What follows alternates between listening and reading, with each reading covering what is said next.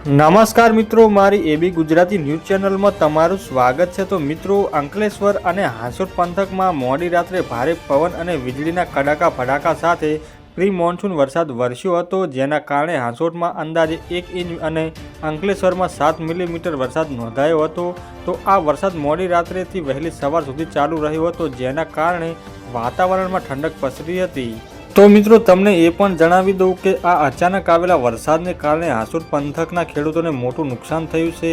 તો ખેતરમાં ભેજ વધુ હોવાથી ખેડૂતોએ ડાંગરનો પાક રસ્તા પર સુકાવા માટે પાથર્યો હતો, જે રાત્રિના વરસાદમાં પલળી ગયો હતો। આનાથી ખેડૂતોની મહેનત પર પણ પાણી ફરી વળ્યું છે।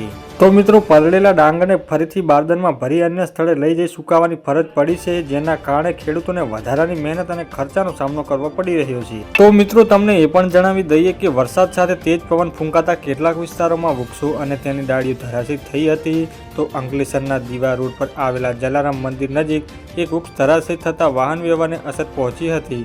તો વૃક્ષ માર્ગ પર પડી જતા થોડા સમય માટે ટ્રાફિક અવરોધાયો હતો, જો કે સ્થાનિક તંત્ર દ્વારા તાત્કાલિક વૃક્ષ હટાવવાની કામગીરી હાથ ધરવામાં આવી હતી।